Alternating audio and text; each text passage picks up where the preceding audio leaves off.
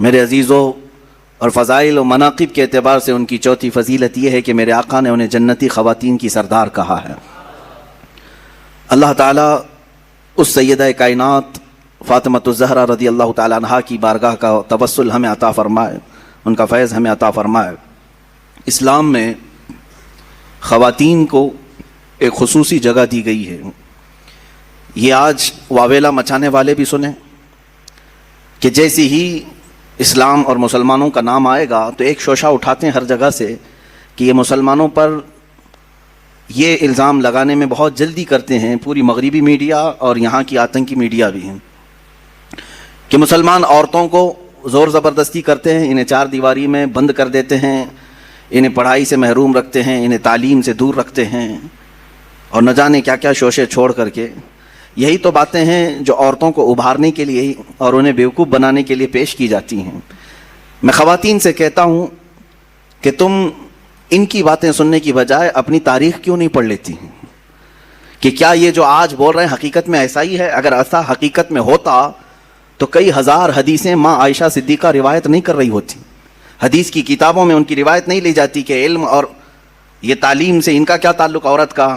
نہیں میرے عزیزوں، مکثرین صحابہ جنہوں نے کثرت سے حدیثیں روایت کی ہیں اس میں حضرت عائشہ کا بھی مقام ہے، ان کا بھی مقام ہے۔ اسلام نے عورت کو ایک خصوصی جگہ عطا کی ہے۔ اس حدیث سے سمجھ میں آتا ہے کہ اللہ کے نبی صلی اللہ تعالیٰ علیہ وسلم نے ارشاد فرمایا دنیا میں چار عورتیں بڑی عزت والی ہیں، سب سے عزت والی ہیں، چار عورتوں کا تذکرہ کیا گیا ہے، وہ دنیا کی با کمال خواتین میں سے ہیں، جن میں سے پہلے نمبر پر حضرت سیدہ مریم، سیدہ بی بی مریم رضی اللہ تعالیٰ عنہا، دوسرے نمبر پر حضرت سیدہ آسیہ رضی اللہ تعالیٰ عنہ، تیسرے میں سیدہ خدیجۃ الکبریٰ رضی اللہ تعالیٰ عنہ، چوتھے میں سیدہ فاطمۃ الزہرا رضی اللہ تعالیٰ عنہ۔ یہ چار عورتوں کا تذکرہ کیا گیا ہے اور کہا گیا کہ دنیا کی یہ با کمال خواتین معزز عورتوں میں سے ہیں، اللہ اس کے رسول کے نزدیک بھی۔ در حقیقت یہ چار عورتوں کے نام نہیں، یہ چار بڑے کردار بھی ہیں، ان عورتوں کے ساتھ ایک بڑا کردار ہے۔ اگر حضرت مریم کا تذکرہ آیا ہے حدیث میں کہ یہ با کمال ہیں تو ساتھ میں ان کا کردار ہے وہ ایک عظیم ماں کی شکل میں آتی ہیں، وہ دنیا کی ایک عظیم ماں ہیں۔ اگر سیدہ خدیجۃ الکبریٰ کا نام آتا ہے ایک با کمال خواتین میں تو وہ ایک بہت ہی شفیق اور مہربان بیوی کی شکل میں آتی ہیں، جنہوں نے ہر وقت رسول پاک صلی اللہ تعالیٰ علیہ وسلم کے ساتھ وفا کیا، اپنے شوہر کے لیے ساری قربانیاں دیں۔ حضرت فاطمۃ الزہرا کا نام جب آتا ہے تو وہ ایک عظیم باپ کی عظیم بیٹی ہونے کا کردار ادا کرتی ہیں، ان کے کرداروں پر بھی توجہ ہونی چاہیے۔ حضرت سیدہ آسیہ رضی اللہ تعالیٰ عنہ دنیا کی ایک عظیم خاتون کے کردار میں ہیں۔ ان عورتوں کے کردار کو جب ہماری بچیاں پڑھیں گی تو یہ مغربی پروپیگنڈے سے نہیں بہکاوے میں آئیں گی، گمراہ نہیں ہوں گی۔ میں آج تاریخ کے جھروکوں میں سے چند ضرور سیرتیں آپ کے سامنے عرض کروں گا جس سے ہمارے آنے والی نسلوں کو اور خصوصیت کے ساتھ ہمارے گھر کی بچیوں کو ایک حوصلہ پیدا ہو کہ ہماری تاریخ روشن ہے خواتین اسلام سے بھی۔ جہاں ہم مردوں کے بڑے بڑے کارنامے ذکر کرتے ہیں، الحمدللہ اسلام میں خواتین کے بھی بڑے کارنامے ہیں جنہوں نے اسلام میں بہت بڑا حصہ لیا ہے۔ اسی لیے قرآن عظیم میں ایک آیت ایسی آئی ہے جس میں دونوں کا تذکرہ آیا ہے، مرد کا عورت کا، مرد کا عورت کا، ساتھ ساتھ میں اللہ نے فرمایا ان المسلمین والمسلمات والمؤمنین والمؤمنات والقانتین والقانتات والصادقین والصادقات والصابرین والصابرات والخاشعین والخاشعات والمتصدقین والمتصدقات والصائمین والصائمات والحافظین والحافظات والحافظین فروجهم والحافظات والذاکرین اللہ کثیرا والذاکرات اعد اللہ لهم مغفرۃ واجرا عظیما۔ یہ ایک آیت ہے جس میں 10 قسم کے لوگوں کا ذکر آیا ہے، 10 قسم کے مرد اور 10 قسم کی عورتیں۔ ان کے لیے اللہ نے کیا وعدہ فرمایا ہے سنیں، اللہ فرماتا ہے بے شک مسلمان مرد اور مسلمان عورتیں ہیں، بے شک ایمان والے مرد، اسلام اور ایمان کو الگ بیان کیا گیا ہے، مومن مرد اور مومنہ عورتیں ہیں، بے شک عبادت کرنے والا مرد، عبادت کرنے والی عورت، بے شک سچ بولنے والا مرد، سچ بولنے والی عورت، بے شک اللہ سے خوف کرنے والا مرد، اللہ سے خوف رکھنے والی عورت۔ اور اللہ تعالیٰ نے فرمایا اور جو تصدیق کرنے والا مرد اور تصدیق کرنے والی عورت، روزہ رکھنے والا مرد، روزہ رکھنے والی عورت، اپنی شرمگاہ کی حفاظت کرنے والا مرد، اپنے شرمگاہ کی حفاظت کرنے والی عورت، اللہ کا کثرت سے ذکر کرنے والا مرد، اللہ کا کثرت سے ذکر کرنے والی عورت، 10 قسم کی صفات بیان کر کے رب تعالیٰ فرماتا ہے اعد اللہ لہم مغفرۃ واجرا عظیما، یہی لوگ ہیں جن کے لیے اللہ نے بڑا اجر عظیم تیار رکھا ہے، یہی وہ لوگ ہیں۔ یہاں پر 10 صفات میں نے جو ذکر کیا، اس میں عورتوں کو ساتھ ساتھ بیان کیا گیا ہے۔ اگر تم مسلمان ہو تو عورتیں بھی مسلمان ہیں، اگر تم مومن ہو تو عورتیں بھی مومن ہیں، اگر تم صادق ہو تو عورتیں بھی صادقہ ہیں، اگر تم صائم ہو روزے دار ہو تو وہ بھی صائمہ ہیں، روزے دار خواتین بھی ہیں، اگر تم اللہ کا ذکر کرتے ہو تو اللہ کا ذکر کرنے والی عورتیں بھی ہیں۔ میرے عزیزو، اسلام کو عظیم نونہال جو ملے ہیں، یقیناً کسی نہ کسی عورت کے گود میں پلے تو ضرور ہوں گے، ان کی ماؤں کا کردار ان کی تربیت میں ضرور ہے۔ ہم نے تاریخ کے بڑے بڑے بطل جلیل اور اولیاء کاملین مجاہدین کی زندگیوں کو دیکھا ہے، جنہوں نے اپنے بچوں کی پرورش کیسے کی ہے۔ سیدنا غوث اعظم عبد القادر جیلانی رضی اللہ تعالیٰ عنہ، ماں کی تربیت ہمیں صاف نظر آتی ہے۔ سیدنا غریب نواز خواجہ معین الدین حسن چشتی رضی اللہ تعالیٰ عنہ، ماں کی تربیت وہاں پہ بھی نظر آتی ہے۔ بایزید بستامی، ان کے بھی ماں کی تربیت نظر آتی ہے۔ امام شافعی رحمۃ اللہ تعالیٰ علیہ، ماں کی تربیت وہاں بھی نظر آتی ہے۔ عزیزان گرامی، ان نونہالوں کو جو اسلام کے لیے عظیم تحفے کی شکل میں دیا، لاکھوں سلام ان ماؤں کی گودوں پر جنہوں نے ایسے سنہرے ہیرے ہمیں عطا کیے۔ جانتے ہیں آپ، امام شافعی رحمۃ اللہ تعالیٰ علیہ پڑھ کر کے جب آئے تھے تو پورا گاؤں استقبال کے لیے باہر گیا تھا۔ پڑھ کر کے جب آئے بڑے مشہور ہو گئے حدیث میں، علم میں، اور جب گاؤں آ رہے تھے تو پورے گاؤں والے ان کے استقبال کے لیے نذرانے دینے لگے، پیسے وغیرہ ساری چیزیں۔ ماں نہیں آئی، جس ماں نے ان کو محنت سے پڑھایا تھا۔ امام شافعی رحمۃ اللہ تعالیٰ علیہ اپنے گھر پہنچے تو ماں کو دیکھا گھر میں خاموش بیٹھی ہیں۔ کہا آپ نہیں آئے؟ کہا میں آتی تو کہیں دنیا یہ تانا نہ دے کہ محمد بن ادریس شافعی کی ماں نے دولت کے لیے اسے پڑھایا تھا۔ میں نے ہرگز تمہیں کسی نذرانے کے لیے یا لفافے کے لیے نہیں پڑھایا، میں نے صرف اللہ اس کے رسول کی رضا کے لیے پڑھایا ہے۔ جو کچھ لوگوں نے تجھے دیا ہے اس کو گھر کے باہر رکھنا، اور جو کچھ میں نے اللہ کی بارگاہ میں عزم کیا ہے وہ میرا اور تیرا تعلق ہے۔ عزیزان گرامی، وہ عظیم مائیں ہیں جنہوں نے اپنے بچوں کے لیے قربانیاں دیں اور ایسے نونہال اسلام کو عطا کیے۔ آئے ہم ان تمام مثالی خواتین کا تذکرہ بعد میں کرتے ہیں۔ بارگاہ سیدہ فاطمہ الزہرا رضی اللہ تعالیٰ عنہا میں ہم خراج عقیدہ ضرور پیش کرتے ہیں۔ رسول پاک صلی اللہ تعالیٰ علیہ وسلم کی 4 بیٹیاں ہیں، یہاں پر یہ ذکر کرنا مجھے ضروری ہے۔ حضور پاک صلی اللہ علیہ وسلم کی 4 بیٹیاں ہیں اور 3 بیٹے ہیں۔ یہ تمام مسلمانوں کو ازبر کرا دو کہ حضور کی اولاد کتنی ہے؟ 7 ہیں، 3 بیٹے اور 4 بیٹیاں۔ بیٹوں کی وفات بچپن میں ہی ہو گئی، کوئی 6 مہینے سے زیادہ نہیں رہے اس دنیا میں، اور بیٹیاں سب بڑی ہوئیں۔ سب سے بڑی صاحبزادی آپ کی سیدہ زینب رضی اللہ تعالیٰ عنہ، ان کے بعد حضرت رقیہ رضی اللہ تعالیٰ عنہ، ان کے بعد حضرت ام کلثوم رضی اللہ تعالیٰ عنہ، چوتھے نمبر پر سب سے آخری بیٹی حضور کی وہ سیدہ فاطمہ الزہرا رضی اللہ تعالیٰ عنہ۔ 4 بیٹیاں ہیں، اور 4 بیٹیوں کا تذکرہ ضروری ہے اہل سنت و جماعت کے موقف کے مطابق، اس لیے کہ اب بہت سارے لوگ حضور کی بیٹیوں کا بھی انکار کرنے لگ گئے ہیں۔ ہاں، باضابطہ ممبروں سے یہ اعلان کیا جا رہا ہے کہ حضور کی اور کوئی بیٹی نہیں تھی، صرف حضرت فاطمہ تھی۔ کیوں؟ میں آپ کو بتاؤں، دوسری بیٹیوں کو اگر مان لیا نا انہوں نے کہ رقیہ بھی تھی، کلثوم بھی تھی، تو پھر حضرت عثمان غنی کو بھی ماننا پڑے گا، کیونکہ حضور صلی اللہ علیہ وسلم کے وہ بھی داماد ہیں، اور ان کو حضرت عثمان غنی ایک آنکھ نہیں بھاتے ہیں۔ یہ حضرت عثمان کا بغض ہے، ان کے اندر عداوت ہے، جس کی وجہ سے حضور کی بیٹیوں کا انکار کر دیا۔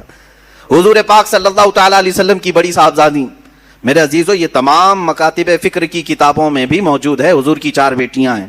ہاں، کوئی ایرا غیرہ ابھی نکل کر کے اگر انکار کرے تو اس کے منہ پر اسی کی کتابیں میں مار سکتا ہوں، اس کی اکابرین کی کتابوں کے حوالے بھی میں دے سکتا ہوں۔ بہرحال ہمارے ہاں کوئی اختلاف نہیں رہا۔ ہاں، ان بیٹیوں کے تذکرے زیادہ اس لیے نہیں ہوئے کہ وہ مدینہ طیبہ ہجرت کے بعد جلد ہی وفات پا گئیں، اور سیدہ زینب رضی اللہ تعالیٰ عنہا سے بھی اولاد ہوئی، جیسے کہ حدیث میں بخاری میں بھی ہے، حضور صلی اللہ تعالیٰ علیہ وسلم ان کی بیٹی کو بھی اپنی گود میں لیتے تھے، وہ بھی نواسی تھی، امامہ نام تھا حضرت زینب کی بیٹی۔ ان کا نکاح حضرت ابو العاص سے کیا گیا جو بعد میں اسلام لائے، اور حضرت رقیہ اور حضرت ام کلثوم مشہور ہیں، یہ حضرت عثمان غنی کے نکاح میں آئی۔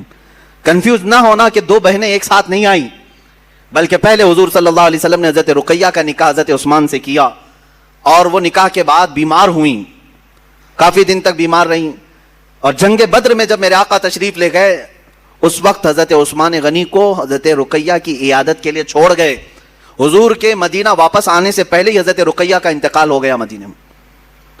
ان کی تدفین بھی ہو گئی. جنگ بدر کے موقع پر حضور اکرم صلی اللہ علیہ وسلم بدر میں تھے اور حضرت رقیہ کا انتقال ہو چکا تھا. واپس آنے کے بعد حضرت عثمان غنی بہت مغموم رہتے. تب میرے آقا صلی اللہ علیہ وسلم نے اپنی دوسری صاحبزادی حضرت ام کلثوم کا نکاح ان کے ساتھ کیا.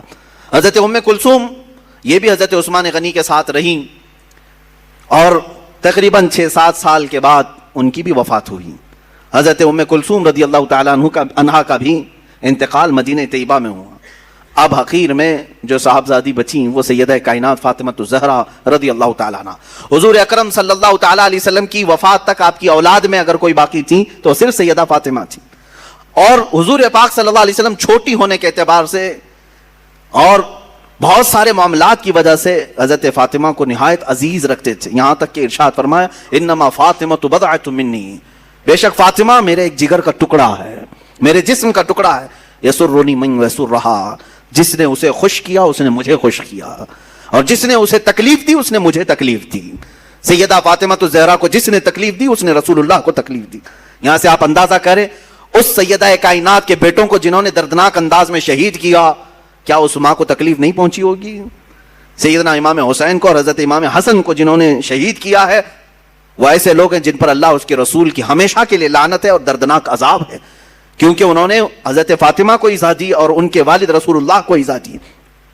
حضرت فاطمہ الزہرا رضی اللہ تعالیٰ عنہا مکہ مکرمہ میں اس وقت بھی حضور پاک صلی اللہ علیہ وسلم کے ساتھ تھیں جب مکہ والے آپ کو ستاتے پریشان کرتے. آپ کی عمر چھوٹی ضرور تھی لیکن جب حرم کعبہ میں حضور پاک نماز کے لیے جاتے کفار مکہ اونٹ کی گندی اوجھڑی لا کر ڈال دیا کرتے. اس وقت روایات یہ ہیں کہ حضرت فاطمہ دوڑ کر کے آتی اور ان تمام آلائشوں کو نکال کر کے دور کر دیتی اور اپنے والد گرامی سے لپٹ جایا کرتی. حضور پاک صلی اللہ تعالیٰ علیہ وسلم کے شانہ بشانہ کھڑے ہونے والی ہر معاملے میں اور ہر چیز میں حضور اکرم صلی اللہ تعالیٰ علیہ وسلم کا ساتھ دینے والی حضرت فاطمہ ہیں. پوری زندگی بھر انہوں نے اپنی کوئی خواہش نہیں ظاہر کی کہ مجھے ایسا چاہیے مجھے ویسا چاہیے. لاڈلی بیٹیاں کیا نہیں مانگتی اپنے باپ سے، لیکن میرے آقا صلی اللہ تعالیٰ علیہ وسلم سید الانبیاء ہیں اور کائنات کے آقا و مولا ہیں، اپنی بیٹی سے نہایت محبت کرنے والے. اگر وہ بیٹی مانگ لے تو کیا رسول نہیں لا کر دے سکتے؟ لیکن سیدہ کائنات نے زندگی بھر کوئی ایسا سوال نہیں کیا. میرے آقا صلی اللہ تعالیٰ علیہ وسلم نے جو دیا اس کو لے لیا. بلکہ جب رسول پاک صلی اللہ تعالیٰ علیہ وسلم کو مکہ والے ستا رہے تھے، پریشان کر رہے تھے، جانتے ہیں جب آپ کا بائیکاٹ کیا گیا تھا، سوشل بائیکاٹ کیا گیا تھا مکہ میں، جب وہ بہت ہی چھوٹی سی تھی، حضرت فاطمہ بہت چھوٹی تھی، میرے آقا صلی اللہ علیہ وسلم نے 2.5 سال سے 3 سال کے درمیان پتے کھائے، چمڑوں کو پانی میں گلا کر کے کھایا. اس وقت بھی حضرت فاطمہ الزہرا نہایت ہی صابرہ تھی. کہیں ایسا نہیں کہ بڑی بڑی چیزوں کا سوال کریں.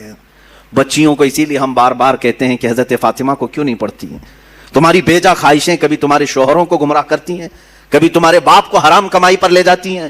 تمہاری ناجائز خواہشیں آج کی بچیوں کی بات میں کر رہا ہوں، تمہارے بھائیوں کو لوٹ مار کرنے پر مجبور کرتی ہیں، یا تو پھر تمہارے شوہروں کو غلط راستے پر جانے پہ مجبور کر دیتی ہیں.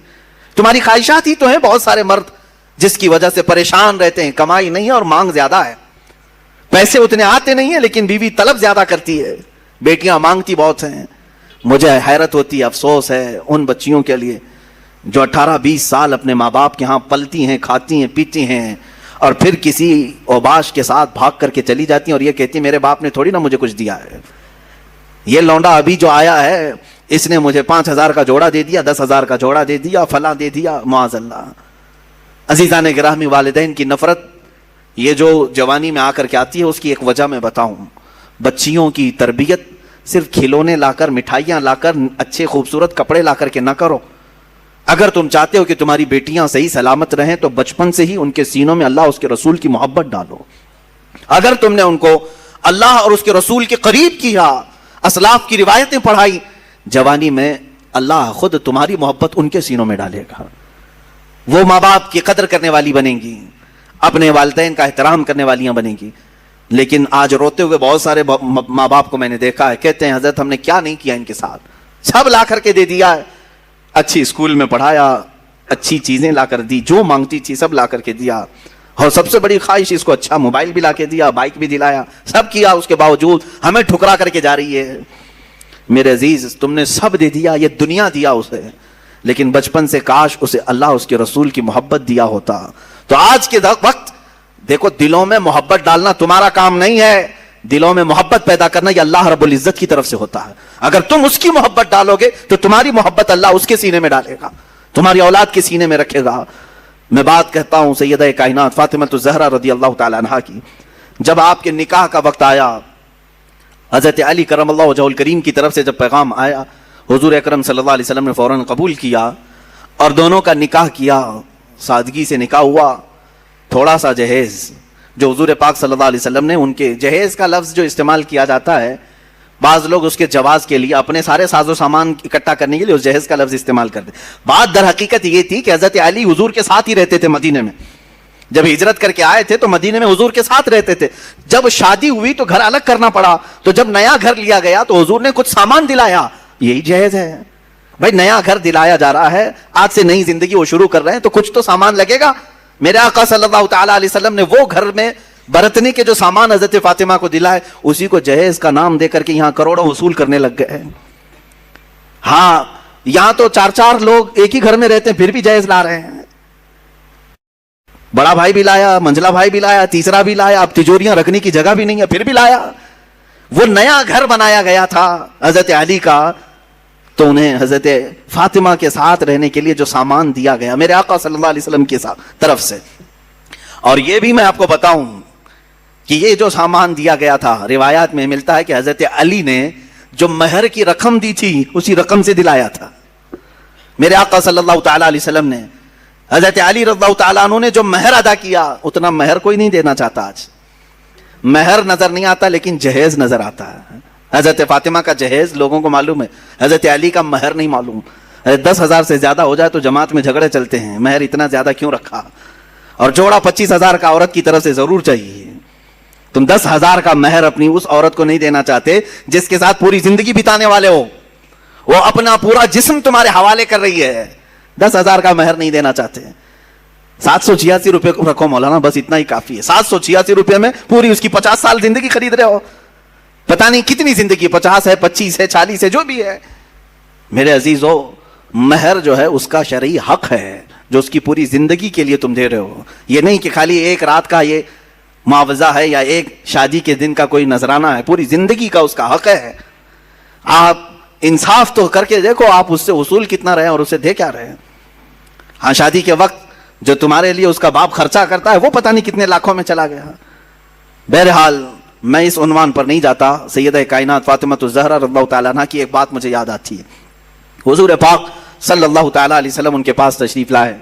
کہا فاطمہ تمہارا نکاح علی کے ساتھ کر رہا ہوں، منظور ہے؟ حضرت فاطمہ نے کہا بابا جان آپ جو فرمائیں منظور ہے. حضرت علی مہر کتنا دیں گے؟ حضور پاک صلی اللہ علیہ وسلم نے فرمایا 400 مسقال چاندی دیں گے. 400 مسقال چاندی، وہی زمانے کا حساب کیلکولیشن الگ ہوتا ہے. آپ کسی بھی دارالفتہ سے سوال کر کے پوچھ سکتے ہیں کہ اس وقت کیلکولیشن میں کتنا بیٹھتا ہے اگر کسی کو شوق ہے تو. حضرت فاطمہ کا یہ مہر طے پایا، مہر مقرر بھی ہو گیا. بعض روایات میں یہ ملتا ہے کہ حضرت فاطمہ نے کہا اے اللہ کے نبی صلی اللہ علیہ وسلم یہ نکاح کس کی جانب سے ہو رہا ہے؟ حضور نے فرمایا اللہ کی طرف سے. اللہ تعالیٰ نے پسند فرمایا کہ تمہارا نکاح علی کے ساتھ ہو. تو حضرت فاطمہ کہتی ہیں تو پھر میرا مہر بھی اسی شان کے مطابق ہونا چاہیے. 400 مسقال چاندی. کہا میرا مہر بھی اس شان کے مطابق رکھیں جو اللہ تعالیٰ نکاح کر رہا ہے. حضور پاک صلی اللہ علیہ وسلم نے پوچھا فاطمہ تم کیا پسند کرتی ہو مہر میں؟ تم کیا لینا چاہتی ہو مہر میں؟ حضرت فاطمہ نے کیا کہا؟ اللہ اکبر، قربان جاؤ مسلمانوں. کہتی ہیں آقا اگر اللہ نکاح کر رہا ہے تو رب تعالیٰ سے یہ لکھوا لیں کہ آپ کی امت کی بخشش میرے مہر میں رکھی جائے. اللہ اکبر، آپ کی امت کی مغفرت اور بخشش میرے مہر میں رکھی جائے. خواہشیں ہوں تو ایسی ہوں، تمنائیں ہوں تو ایسی ہوں. رسول پاک صلی اللہ تعالیٰ علیہ وسلم کی بارگاہ میں اگر کوئی عزیز بننا چاہتا تو صرف ان کی امت کی بات کرتا، حضور خوش ہو جاتے تھے. میرے عزیزو آج بھی یہی حال ہے کہ اگر تم امت کا خیال کرو گے تو میرے آقا خوش ہو جاتے ہیں. اگر تم حضور کی امت کے بارے میں بات کرو گے حضور پاک بے انتہا تمہیں نوازنے لگتے ہیں. حضرت جبرائیل امین نے بھی یہ محسوس کیا. جانتے ہیں حضرت جبرائیل حضور صلی اللہ تعالیٰ علیہ وسلم سے قربت چاہتے تھے تو حضور پاک صلی اللہ تعالیٰ علیہ وسلم سے انہوں نے کیا کہا جانتے ہیں؟ اے اللہ کے نبی صلی اللہ علیہ وسلم میں چاہتا ہوں میں اپنی طرف سے آپ کی بارگاہ میں کوئی چیز پیش کروں جس سے آپ خوش ہو جائیں. اب حضور کس چیز سے خوش ہوتے ہیں؟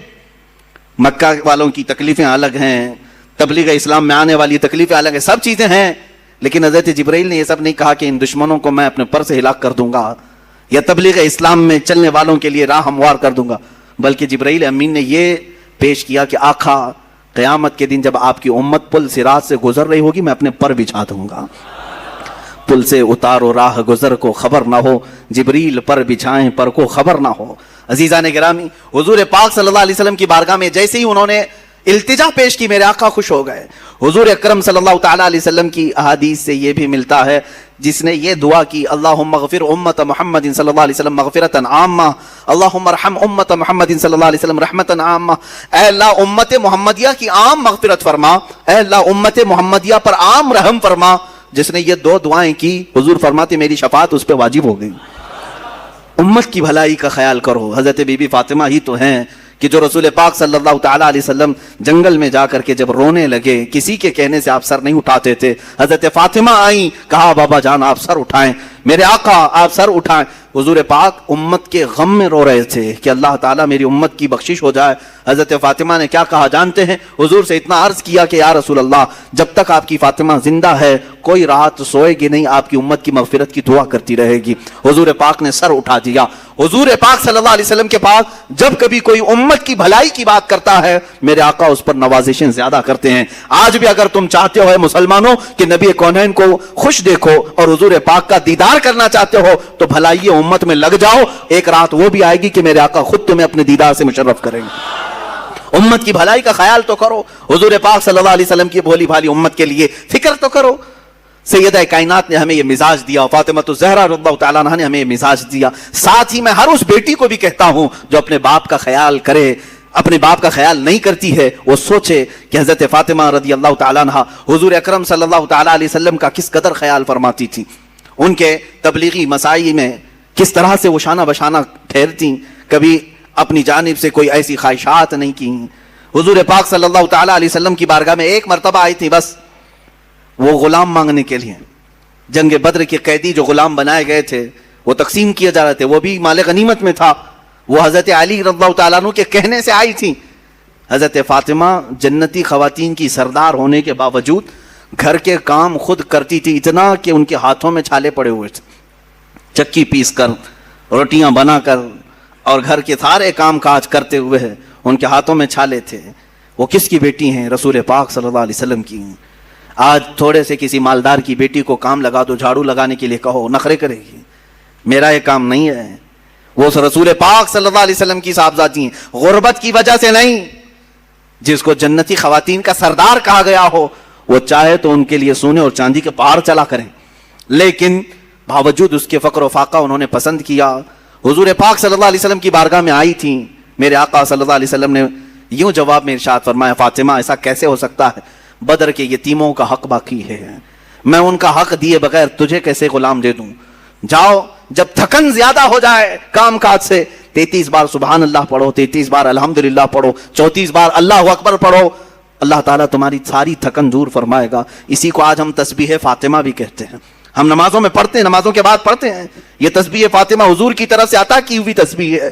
میرے عزیزو، سیدہ کائنات فاطمہ الزہرا رضی اللہ تعالیٰ عنہا کی اور زندگی پاک کے چند گوشے اگر میں آپ کے سامنے رکھوں، انہوں نے نہایت ہی پردہ داری، عفت کا خیال، عزت کا خیال اس طرح سے فرمایا کہ اعلیٰ حضرت یہ کہہ رہے ہیں اپنے سلام کے شعر میں، جس کی آنچل کو نہ دیکھا مہر و ماہ نے، چاند اور سورج نے بھی ان کی آنچل کو نہیں دیکھا، وہ سیدہ کائنات ہیں فاطمہ الزہرا رضی اللہ تعالیٰ عنہا۔ زندگی تو یوں گزاری، وقت وفات بھی انہوں نے وصیت کی تھی کہ میرے جنازے کو کھلے طور پر نہ لے جانا، جس طرح سے عام جنازوں کو اس وقت لے جایا جاتا تھا، ان کے جنازے کا پورا سائیڈ سے کورنگ کیا ہوا کپڑا لگایا گیا اور رات کے وقت لے جایا گیا، مختصر سے لوگ تھے۔ حضرت سیدہ فاطمہ الزہرا رضی اللہ تعالیٰ عنہا وفات کے بعد بھی اپنی قبر اطہر میں مدفون ہوئی، اور روایت میں یہ ملتا ہے قیامت کے دن بھی، قیامت کے دن جب سارے محشر کے لوگ کھڑے ہوں گے تب ایک فرشتہ ندا دے گا، غضوا ابصارکم فإن فاطمہ بنت محمد تمر علی الصراط، اے لوگوں اپنی آنکھیں نیچی کر لو، اس لیے کہ محمد عربی صلی اللہ علیہ وسلم کی بیٹی فاطمہ पुल सिरात से गुजर रही हैं, जन्नत की तरफ जा रही हैं, और रिवायात में बताया गया है वो 70,000 औरतों के साथ जा रही होंगी। किस शान से जा रही होंगी? ऐसे गुजरेंगी जैसे बिजली की चमक तेजी से चली जाती है। पुल सिरात पर इतनी तेजी से वो गुजर जाएंगी। महशर के मैदान में भी जिनकी तरफ देखने को मना कर दिया गया, वो कैसा पर्दा रहा उनकी जिंदगी का। और वो कौन खुश नसीब खवातीन होंगी जो 70,000 की झुरमुट में शामिल होंगी। कहा गया ये वही होंगी जिन्होंने जिंदगी फातिमतुज़ ज़हरा की कनीज बनकर के गुजारी है। उनकी जिंदगी पाक को निहायत अजीज रखती थी। मेरे अजीजों, वो खवातीन हजारों की तादाद में हो सकती हैं। अल्लाह ताला हमारी बच्चियों को उस झुरमुट में जगह अता फरमाए, हमारी बीवियों को, हमारी माओं को, हमारी बहनों को मौला उस जमात में जगह अता फरमाए। सैयदा कायनात फातिमतुज़ ज़हरा रज़ियल्लाहु ताला अन्हा की जिंदगी पाक के बाद अब मैं थोड़ी सी बात ये अर्ज करना चाहता हूँ मेरे कौम की बच्चियों से कि आज के हालात के पेश नज़र जिस तरह के प्रोपेगेंडे फैलाए गए हैं, जिस तरह का माहौल यहाँ पर बनाया जा रहा है, आज हमारे कौम की बच्चियों के लिए इम्तिहान की घड़ी आ गई है, आजमाइश का वक्त आ चुका है। आज दरिंदे दंदनाते हुए तुम्हारी इज्जतों की तरफ नोच खाने वाली निगाहों से देख रहे हैं। मुनज़्ज़म प्लानिंग की तरफ और मुनज़्ज़म मंसूबा साजी के साथ हमारी बच्चियों को अगवा किया जा रहा है, उठा ले जाया जा रहा है और उन्हें अपने यहाँ ले जाकर के बियाह किया जा रहा है। इन तमाम चीजों में मैं कहता हूं कुछ लड़कियां भोली भाली होती हैं, सूरत पर आ गई और शैतानी चाल को देख करके फरेफ्ता हो गई। मैं समझता हूं ये उन्हीं घरों की बच्चियां हैं जिनके घरों में कभी फातिमतुज़ ज़हरा का तज़किरा नहीं किया जा रहा होगा, या बचपन से उनकी तरबियत में कोई कोताही की गई होगी। वरना जिसके सीने में मोहब्बत मुस्तफ़ा हो, इश्क़ मुस्तफ़ा हो और एक अजीम घराना जिसमें कुरान की तिलावत हो रही हो, अहादीस का दर्स हो रहा हो, वहां की बच्चियां इस तरह का कदम नहीं उठाती। अगर उठाती हैं तो अल्लाह ताला गैब से उनकी मदद भी फरमाएगा। आज बड़ी जिम्मेदारी के साथ मैं कहता हूं हमारे यहां जो माहौल पैदा किया जा रहा है बच्चियों के लिए, यहां जितने लोग हैं वो अलर्ट हो जाएं। आज कुछ दरिंदे ये ऐलान भी करने लग गए, देख रहे हैं आप, खुलेआम पोस्टर लगा रहे हैं। उत्तर प्रदेश में कुछ गुंडे इस तरह की भी बात कर रहे हैं कि हम इस साल 2100 मुसलमान लड़कियों को हमारे यहां बहू बनाएंगे, हिंदू बना करके लाएंगे और अपने हिसाब से उनकी शादियां रचाएंगे। ये अलल ऐलान किया जा रहा है। यही बात अगर मैं कह दूं तो फिर आतंकी हो जाऊंगा। अगर हमें जरूरत नहीं है, हम अपने नौजवानों को इस तरह खुले छोड़ना भी नहीं चाहते कि जाओ उठा लाओ। मेरे अजीजों, हम चाहते भी नहीं, वैसे बहुत सारे नौजवान हैं इसी काम पर लगे हुए रहते हैं। इस्लाम इस तरह की तबलीग नहीं करता कि किसी के बाप के किसी की बेटी को अगवा करके ले आए और जबरदस्ती अपने बिस्तर का उसे सामान बनाए। हमारे यहाँ ये तरीका नहीं है। अरे यहाँ निकाह भी होता है तो पहले काजी औरत से ही पूछ के आता है, तू राजी है या नहीं। बगैर रजा के तो दूल्हे से भी नहीं पूछा जाता कि कबूल है कि नहीं, पहले तो खातून से ही हमारे यहाँ पूछने का रिवाज है। और अगर उसकी रजा ना हो तो निकाह भी नहीं। हम जोर जबरदस्ती के कायल ही नहीं है। किसी को अगवा करके ले जाना, उठा करके ले जाना, जबरदस्ती बहू बनाना, अगर ये काम हो रहा होता तो पता नहीं सब सफाया भी हो चुका होता। ऐसा नहीं है। मेरे अजीजों, यहां पर उन बच्चियों के लिए मैं कहता हूं कि कुछ ऐसे हालात बनाए जाएंगे, शक्ल और सूरत इस पर कभी मत जाना। फरमाया गया कि एक नौजवान की शक्ल में शैतान आता है, इब्लीस लईन एक खूबसूरत नौजवान की शक्ल में आता है औरतों के पास, अच्छे बाल, अच्छा चेहरा, अच्छे कपड़े, जो अपनी तरफ मोह ले।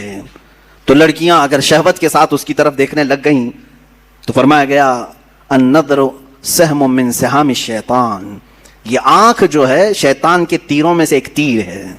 नजर जो पड़ती है, शहवत के साथ जो नजर गई, शैतान वहां तीर चला देता है।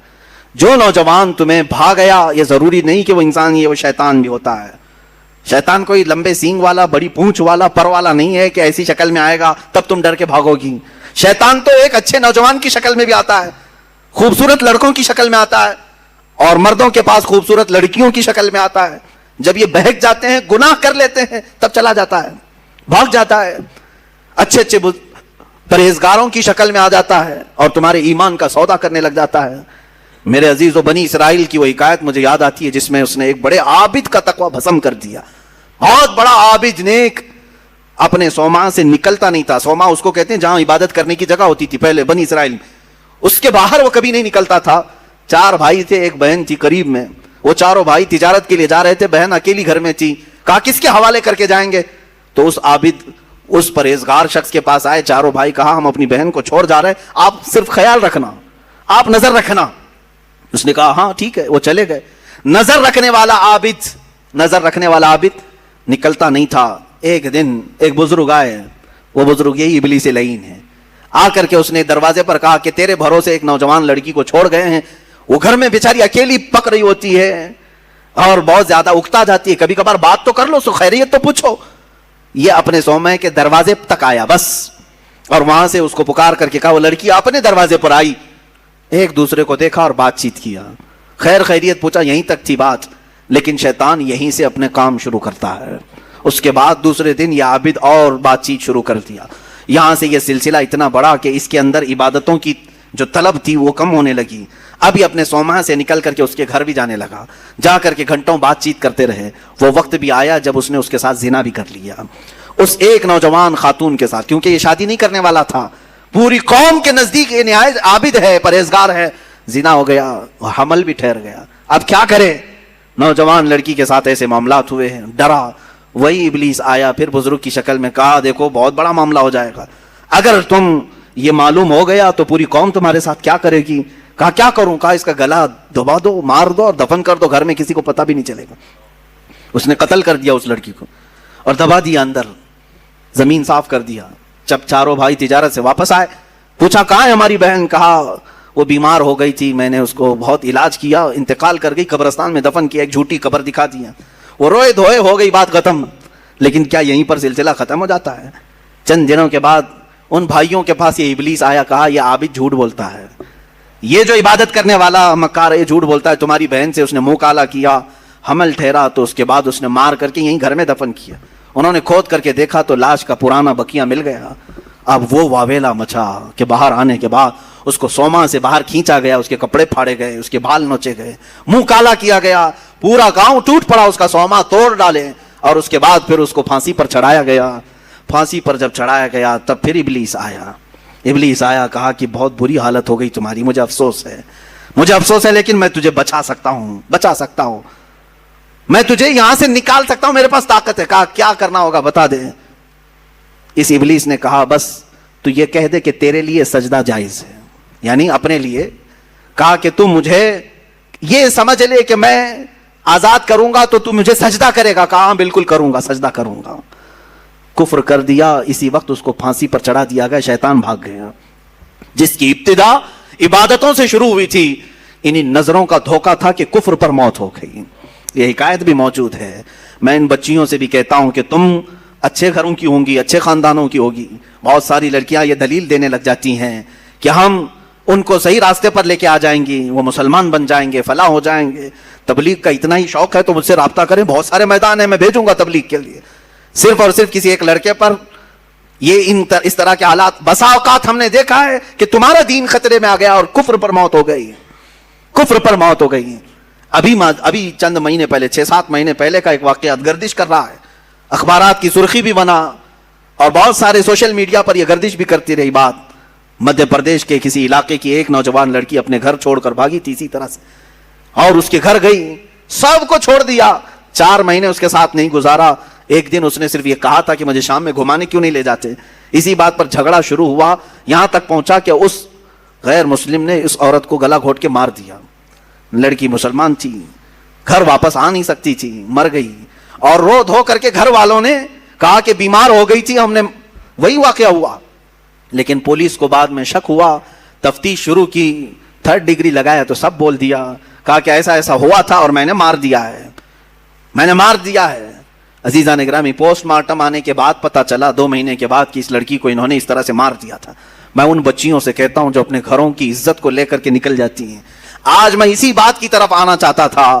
آؤ تمہیں میں مثالی خواتین کی وہ زندگیاں بتاؤں جن کے اوپر مکہ والوں نے مظالم کے پہاڑ ڈھا دیے. کیا نہیں کیا. اس سیدہ سمیہ کو لاکھوں سلام, جن کو گھر سے گرفتار کر کے مکہ کے کافروں نے بیچ بازار میں لایا اور گھوڑے کی ٹانگوں سے باندھ دیا. کہا سمیہ چھوڑ دے اپنے دین کو. اگر خواہشات ان عورتوں کے دلوں میں بھی ہوتی تو چھوڑ دیتی. مکہ کے بڑے بڑے رئیس ان کو اپنانے کے لیے تیار تھے, بڑے بڑے پیسے والے اپنے لیے اپنے گھر کو ان کو بلانے کے لیے تیار تھے. سیدہ سمیہ اس وقت بھی احد کہتی رہی, میرا اللہ ایک ہے, میرا اللہ ایک ہے, اس کے علاوہ میں کسی بات کا اقرار نہیں کروں گی. ان کو اتنا مارا سیدہ سمیہ کو. ابو جہل خبیث مردود نے ان کی شرمگاہ پر نیزہ مار کر کے انہیں شہید کیا. تمہیں معلوم ہے پوری اسلام کی تاریخ اٹھا کر کے دیکھنا, اسلام میں سب سے پہلے شہید ہونے والی اگر کوئی ہے تو سیدہ سمیہ ہے. وہ عورت ہے جنہوں نے جان پیش کر دیا, دین نہیں دیا. دین نہیں بیچا. حضرت فقیہہ، حضرت نہدیہ، حضرت زنیرہ، یہ وہ صحابیات ہیں جو باندیاں تھیں یا غلام تھیں لیکن بہت ماری گئی ہیں، بہت تکلیف اٹھائی گئی. اب تک تم حضرت بلال حبشی کا ہی سنتے رہے نا، حضرت خباب کا سنتے رہے، حضرت نہدیہ کا سنو، حضرت زنیرہ کا سنو، حضرت فقیہہ. ایک ایسی صحابیاں ہیں جن کو خود حضرت عمر مارتے تھے ایمان لانے سے پہلے، اتنا مارتے تھے کہ تھک جاتے تھے اور بیٹھ کر کے کہتے کہ میں تجھے اس لیے نہیں چھوڑا ہوں کہ تجھ پر رحم آ گیا، اس لیے چھوڑا ہوں کہ میں تھک گیا ہوں. حضرت فقیہہ اس وقت بھی کہتی عمر اگر تو ایمان نہیں لائے گا تو پھر تجھے ہر مار کے بدلے اللہ کی بارگاہ میں جواب دینا پڑے گا، اور اگر تو ایمان لے آتا ہے تو یہ مجھ پر جتنے مار مارا ہے سب معاف ہو جائیں گے. اس وقت کہتی تھی حضرت فقیہہ کون عورت ہے جو مار کھانے کے بعد یہ کہے کہ تو ایمان لے آ جا؟ کون ہے؟ یہ ایک باندی تھی حضرت فقیہہ. حضرت زنیرہ ایک صحابی ایسی ہیں مکہ کی، انہوں نے حضور پاک صلی اللہ تعالیٰ علیہ وسلم پر ایمان لانے کے بعد مکہ والوں نے اتنے تانے دیے ان کو، اتنے تانے دیے. ایک وقت ایسا بھی آیا کہ بیمار ہو کر کے ان کی آنکھیں چلی گئیں. اب تانے دینے والوں کو اور بڑا موقع ملا. پورے مکہ والے یہ کہنے لگے زنیرہ دیکھو لات و حبل اور عزا جو ہمارے خدا ہیں انہوں نے تجھے وہ کیا کہتے ہیں شناپ دے دیا، یہ لوگ کہتے ہیں شراب دے دیا، جس طرح سے بھی کہتے ہیں کہ بددعا لگ گئی ہمارے خداؤں کی تجھے، تیری آنکھیں چلی گئی. حضرت زنیرہ ٹس سے مس نہیں ہوئی، مسکراتی تھیں اور کہتی تھیں میری آنکھیں جس نے دیا تھا اس نے لیا، تمہارے خداؤں کو تو اپنے آس پاس کی بھی خبر نہیں ہوتی، ان کی خود کی آنکھیں نہیں دکھتی، وہ میری آنکھیں کیا لیں گے. دوسرے عورتیں بہت جلدی ان باتوں کی طرف آ جاتی ہیں، ارے کہیں ایسا تو نہیں ہے کہ حقیقت میں جو کہہ رہے ہیں کہ فلاں کی بددعا لگ گئی، اب شگن ہو گیا، فلاں ہو گیا. ان کی آنکھیں چلی گئی تھی تب بھی وہ ایمان پر قائم تھی. یہاں بچے رونے لگ جائیں، 3-4 دن ستانے لگ جائیں تو آ جاتے ہیں. کہا کہ حضرت ہم نے سنا ہے کہ اس کا نام کوئی سخت ہو گیا ہے، اس کی وجہ سے یہ ایسا ستا رہا ہے، پریشان کر رہا ہے. پوچھا نام کیا ہے؟ کہا حسین ہے. کوئی سخت نام ہے؟ وہ عورتیں بھی آئی جنہوں نے اپنی بچیوں کا نام زینب رکھا. کہا حضرت نام کا تو کچھ اثر نہیں ہو رہا ہے. معاذ اللہ رب العالمین، اسلامی نام رکھے ہو، انت وشواس کہاں سے تمہارے اندر آیا ہے؟ ہاں برے نام اگر رکھے ہو تو پھر بدلو، لیکن اسلامی نام اگر ہیں تو بیماریاں تو آتی جاتی رہتی ہیں. ناموں سے بیماری اگر آنی ہوتی، ناموں سے ہی جانی ہوتی تو شاید ساری دنیا والے ایک ہی نام رکھتے، آج ایک ہی نام رکھتے کہ ہاں جو صاف ستھرا ہو، جس نام سے کبھی بیماری نہیں آتی، سارے لوگ وہی نام رکھتے. ایسا نہیں ہے. یہ اس طرح کی اندھی عقیدتیں جو داخل کی گئی. حضرت زنیرہ یہ صحابیہ سے ہمیں ملتا، آنکھیں چلی گئی تب بھی وہ ایمان پر اس طرح قائم تھی اور کہتی مجھے ایمان لانے کی وجہ سے آنکھیں نہیں گئی ہیں، تمہارے خداؤں کو آس پاس کا ہوش نہیں ہوتا، وہ میری آنکھیں کیا لیں گے. حضرت ام شریک ایک صحابیہ ایسی ہیں، مکہ والوں نے، ان کے خاندان والوں نے، ان کے ددیال ننیحال دونوں خاندانوں نے مل کر کے کیا کیا جانتے ہیں؟ حضرت ام شریک کو کڑی دھوپ میں کھڑا کیا، ایسی دھوپ میں کہ جو ریتیلی زمین ہے کھلے میدان میں ان کو کھڑا کرتے، اور اگر وہ آگے بڑھتی تو کوڑے سے مارتے. اسی میدان میں کھڑا کرتے. کتنی دیر؟ گھنٹہ 2 گھنٹہ نہیں، 3 دن تک کھڑا رکھا. بھوک اور پیاس کی شدت کی وجہ سے ان کی آنکھیں باہر آنے لگ گئی تھی. حضرت ام شریک یہ بھی صحابیاں ہیں. اس کڑی دھوپ میں، آج مکہ کی دھوپ جانتے ہیں آپ 50 ڈگری کے اوپر جاتی ہیں، 50 ڈگری کے اوپر، شاید آپ 35-40 ڈگری میں ہی پریشان ہو جاتے ہیں. 50 ڈگری سے اوپر کی دھوپ برداشت کرتی ہوئی گرم ریت پہ کھڑی رہی 3 دن تک. 3 دن کے بعد وہ کہنے لگے کہ تو اپنے خدا کو چھوڑ دے. حالت ایسی ہو گئی تھی کہ کانوں میں آواز تک نہیں آ رہی تھی. میں نے روایت پڑھا، آنکھیں بھیگ گئی. حضرت ام شریک پوچھنے لگی کیا کہہ رہے ہیں؟ تو انہوں نے اشارہ کر کے کہا ایک کو جو تم مانتی ختم کر دے. کان سنائی نہیں دے رہے، آنکھیں باہر آ چکی ہیں، جسم تپ رہا ہے، پیروں میں چھالے پڑ گئے. تب وہ پکار کر کے کہتی اللہ احد، اللہ احد، اللہ ایک ہی ہے. کوڑے مار مار کر کے ان کو زخمی کر دیا تھا حضرت ام شریک رضی اللہ تعالیٰ عنہ کو. اور جانتے یہی وہ صحابیہ ہیں. حضرت ام سلیم، کتنی صحابیات کی میں بات تمہارے سامنے رکھوں. حضرت ام سلیم ایک وہ صحابیہ ہیں حضور پاک صلی اللہ علیہ وسلم جن کے گھر آرام کرنے کے لیے جاتے تھے. جو حضور پاک صلی اللہ علیہ وسلم دھوپ کے یا گرمی سے پسینے ہوتے تو وہ قطرے جمع کر کے رکھتی تھی. یہ حضرت انس کی ماں ہیں جنہوں نے حضور کے پسینے کو جمع کر رکھا خوشبو کے لیے. اور روایات یہ بتاتی ہیں ان کی 7 پشتوں تک وہ خوشبو آتی تھی. وہ ام سلیم جب ان سے نکاح کے لیے ابو طلحہ نے پیغام بھیجا، وہ ایمان لائے ہوئے نہیں تھے. آج کے حالات کے مطابق میں عرض کر رہا ہوں، ام سلیم کیا کہتی ہیں؟ ابو طلحہ کو بہت پسند کرتی تھی، خوبصورت تھے ابو طلحہ، بہت ہی کڑیل جوان بھی. اور ام سلیم ان کو پسند کرتی تھی. نکاح ہو جائے, سامنے سے ابو طلحہ آئے, ام سلیم نکاح کر لیتے ہیں ہم. ام سلیم نے کہا میری پسند اپنی جگہ پر, تم خوبصورت ہو اپنی جگہ پر, تم کڑیل جوان ہو اپنی جگہ پر, مگر میرا ایمان میرے ساتھ ہے. کیا ایسا ہو سکتا ہے کہ میں اللہ کو ایک مانتی ہوں, محمد صلی اللہ علیہ وسلم کو اللہ کا رسول مانتی ہوں, میرا تمہارے سے نکاح کیسے ہو سکتا ہے؟ اگر تم ایمان نہیں لائے تو ہماری زندگی میں کبھی ملاپ نہیں ہو سکتا. حضرت ام سلیم کی دعوت پر حضرت ابو طلحہ ایمان لائے, اور ایمان لائے تو صرف نکاح کے لیے نہیں لائے, حضور کے جانثار بن گئے اور عشرہ مبشرہ صحابہ میں داخل ہوئے ہیں. خواتین کا یہ بھی کردار ہے عزیزان گرامی. وہ ایسے نہیں کہ پسند آ گیا جوان تو گھر سے بھاگ کر نکل پڑی, چاہے کہیں پر بھی جا کر کے شادی رچانا پڑے.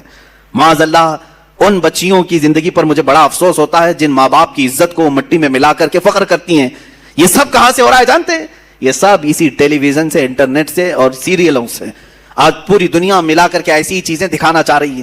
مجھے کل ہی ہماری ایک خاتون نے یہ کہا تھا, بتایا تھا کہ سب سے زیادہ ابھی فی الحال عورتیں پاکستانی سیریل اور وہاں کے ٹیلی ویژن سے نشر ہونے والی فلموں وغیرہ کو دیکھتی ہیں. مجھے اس کی خبر نہیں تھی, لیکن اگر اس طرح کا ماحول وہاں سے پیش کیا جا رہا ہے تو میں تو کہتا ہوں کہ ان تمام چیزوں پر بندش لگانی چاہیے.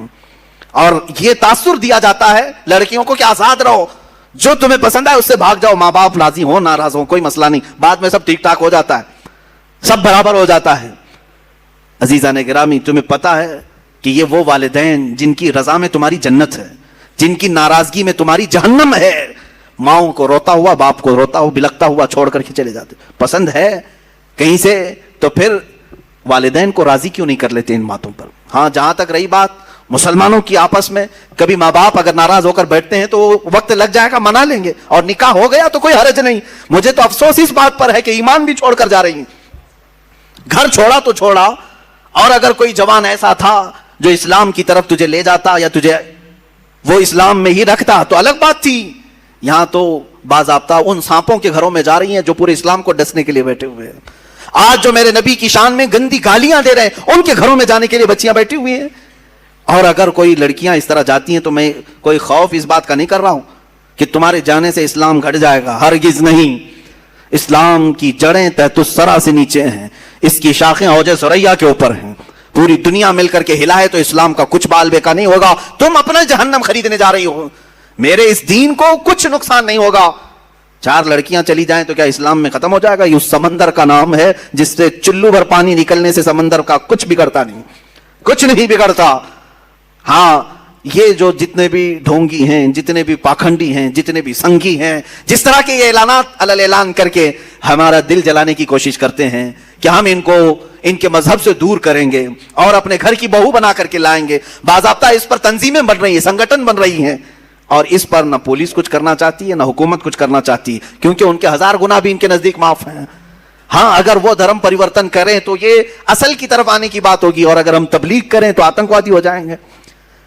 ہمارے لیے دہشت گردی کا لفظ انہوں نے بنا کر کے رکھا ہوا ہے. اے مسلمانوں, اب صفائی دینا اور ڈیفنس کرنا چھوڑ دیں. کہ ہم ایسے نہیں ویسے نہیں, یہ کون ہوتے ہیں ان کو صفائی دینے والے ہیں؟ نہ یہ ہمیں سزا دینے والے نہ جزا دینے والے. اسلام اپنی حقانیت پر کل بھی زندہ تھا, آج بھی اور ہمیشہ رہے گا, اور اللہ رب العزت سے ہمارا تعلق ہے, وہ ہمیں سزا اور جزا دینے والا ہے.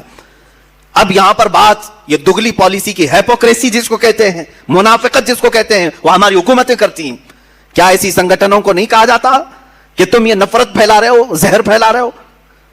اور اگر اس طرح کی حرکتیں کرتے ہو کہ باضابطہ مسلمان بچیوں کو اٹھا کر کے لے جانا, اس پر ان کو لاکھوں کا انعام دینا کہ تم اٹھا کر کے لے آؤ, کسی کے گھر سے بچی کو 2 لاکھ 2.5 لاکھ 5 لاکھ انعام دیں گے, تو ہے لعنت ہے ایسی چیز پر کہ تم لڑکیوں کے ذریعے سے اپنے مذہب کو بڑھانا چاہتے ہو. ہم اپنی گردنوں سے اسلام کو فروغ دینا چاہتے ہیں. ہاں, یہ نیچ طریقے سے نہیں, کسی اس طرح کے ہلکے طریقے سے نہیں جو یہودی کرتے رہے, عیسائی کرتے رہے, اپنی بیٹیاں سجا سجا کر کے دیتے رہے, یا دوسروں کی لڑکیوں کے ذریعے سے گھستے رہے.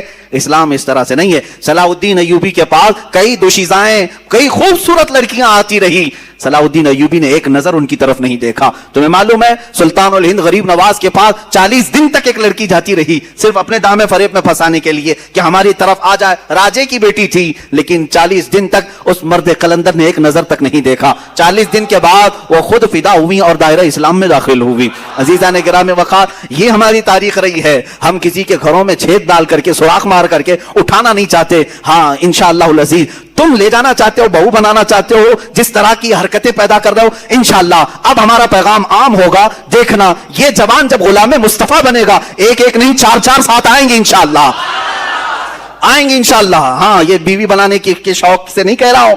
हाँ, इंशाअल्लाह अज़ीज़, मुस्तफ़ा करीम की मोहब्बत में हर कोई जरूर वारफ्ता होगा। इसलिए कि हमने तबलीग जो किया है पूरी दुनिया में, वो अखलाक मुस्तफ़ा से किया है, दीन मुस्तफ़ा से किया है। कल ही मैंने वो अफगानिस्तान की एक खातून के मुतालिक, अफगान की नहीं है, वो इंग्लैंड की खातून है, उसने अपना बयान नशर किया है कि वहां के कुछ मुसलमानों का जो रवैया मेरे साथ था, और उसने पूरा हिजाब पहन करके अपना एक इंटरव्यू दिया है। ये झूठा प्रोपेगेंडा था जो फैलाया जा रहा था, इसमत दरी करते हैं, इज्जत लूटते हैं, मगर मेरी इज्जत की अगर किसी ने वहां पर हिफाजत की है तो ये जवान मुसलमान ही थे, जिन्होंने मेरी तरफ किसी को बढ़ने नहीं दिया। आज से 8 साल पहले करीब अमेरिका की एक रिपोर्टर ने भी ये कहा था, एक वक्त था जब नेटो अफवाज मेरे ऊपर हमला कर रही थी, वो दरिंदे जो बरसों से अपने घरों से बाहर हैं, वो लोग मुझे तनहा पा करके, एक अखबारी नुमाइंदा रिपोर्टर थी, कह रहे हैं कि वो मुझ पर हमला करके बैठे थे, ले जाने वाले थे, लेकिन 2 चंद नौजवान ऐसे आए कि मुझे छुड़ा लिया। शाम का वक्त था, लेकिन मैंने उनके चेहरे देखे, ये जवान है, मुसलमान है, और डर गई। हमारे फौजी तो ले जाते, एक रात के बाद छोड़ देते,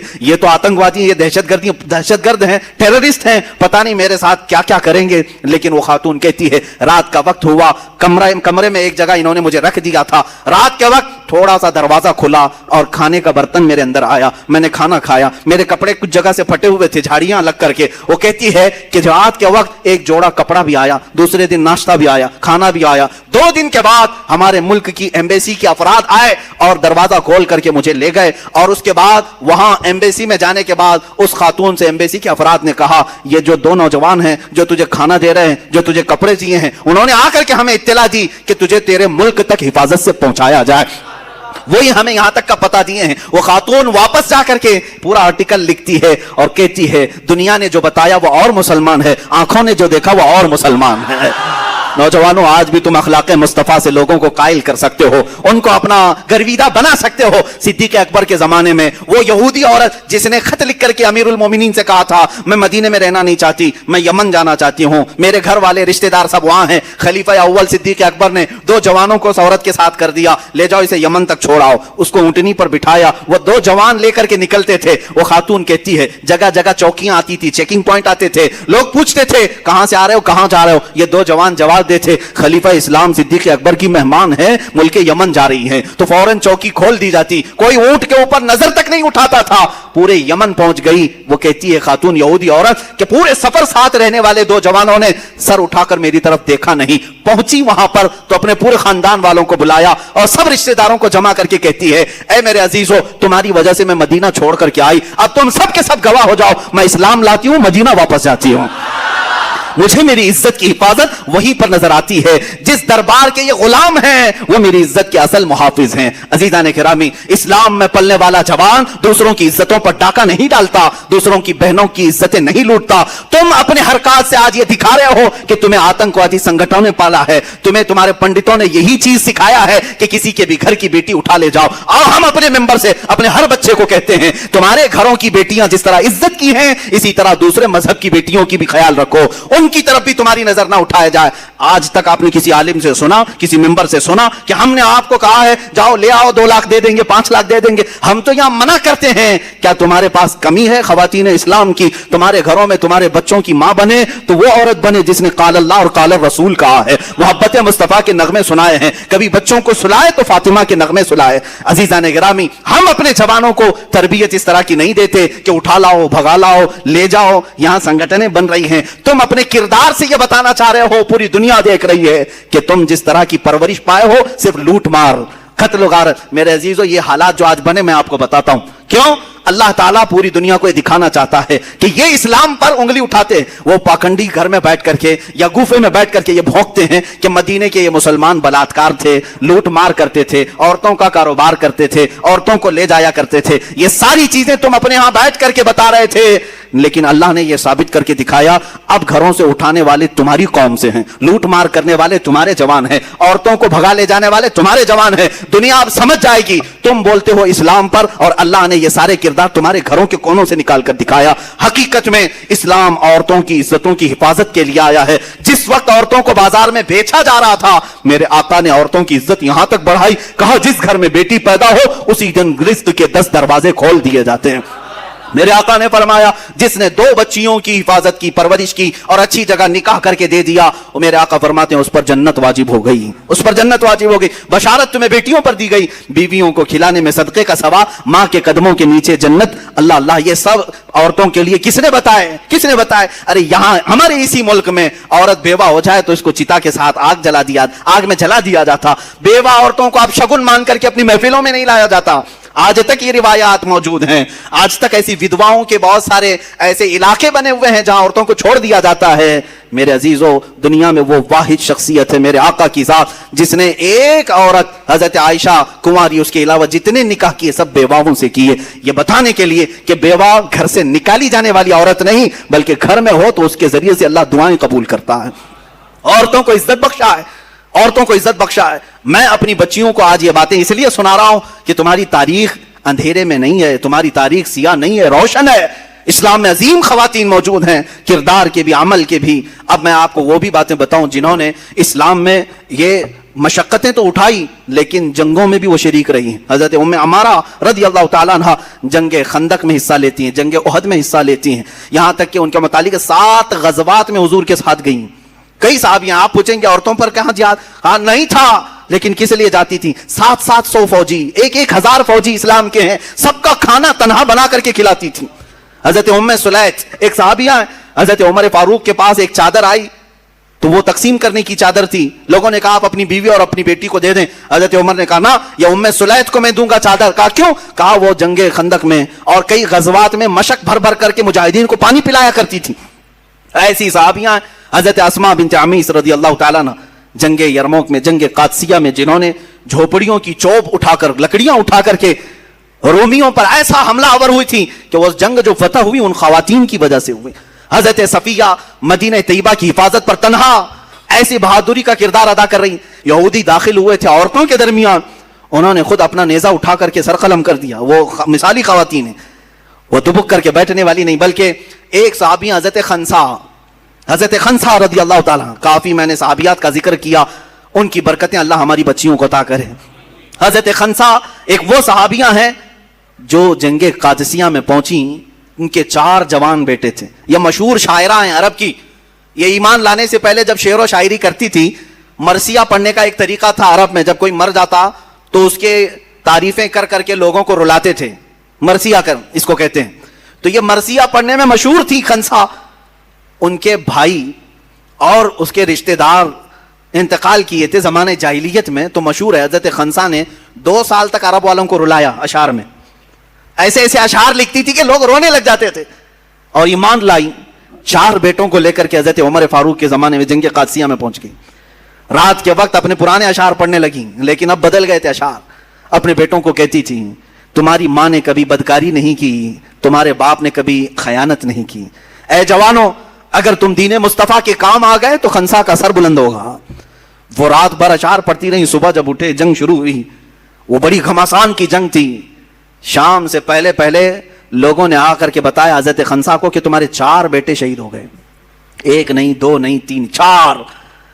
और सब में ये खबर फैल गई कि अब हजरत खंसा कैसे कैसे अशार बयान करेंगी। भाई के मरने पर 2 साल अरब को रुलाया था, 4 बेटे मरे, अब क्या कहेगी? सब आकर के जब पूछते हैं कि खंसा 4 बेटों की लाश पर तुम क्या मरसिया पढ़ोगी, सबको जमा करती हैं और कहती हैं मेरे गम पर और मरसिया पर अशार सुनना चाहते हो, सुनो। हर बेटे पर मैं कहती हूँ इन्ना लिल्लाहि व इन्ना इलैहि राजिऊन। अब इस्लाम में आ चुकी, ईमान लाई हूं, बेशक हम अल्लाह के लिए और अल्लाह ही की तरफ लौटने वाले हैं। 4 बच्चे जवान दे करके भी वो जो साबित कदम रही। अजीजान गिरामी, उन खवातीन पर लाखों सलाम, उनकी तुरबतों पर करोड़ों सलाम। आज अपने कौम की बच्चियों को जाते जाते ये दर्स जरूर दूंगा कि तुम टीवी सीरियल और इस तरह की भयानक जराइम की किताबें पढ़ करके अपने किरदार को आगे ना बढ़ाओ, अपनी जिंदगी को आगे ना बढ़ाओ। तुम अगर कुछ देख करके आगे बढ़ना चाहती हो तो सैयदा कायनात की सीरत को उठाओ, सैयदा खदीजतुल कुबरा की सीरत उठाओ। इंटरनेट तुम्हारे हाथ में भी है, मोबाइल तुम्हारे हाथ में भी है। कभी ये सर्च करके क्यों नहीं देखती इस्लाम में खवातीन का क्या किरदार है, इस्लाम में औरतों की क्या कुर्बानियां हैं? ये भी तो ذرا پڑھو, تمہارے جذبے جوان ہوں گے, اور تمہارے جذبے جس وقت جوان ہوں گے یقیناً تمہاری گودوں سے بھی حسین و حسن کے غلام پیدا ہوں گے. عورتوں کے ذریعے سے انقلاب آ سکتا ہے, اور ہم نے دیکھا ہے عورتیں جب بیدار ہوتی ہیں تو حکومت کی چوبیں ہلا دیتی ہیں.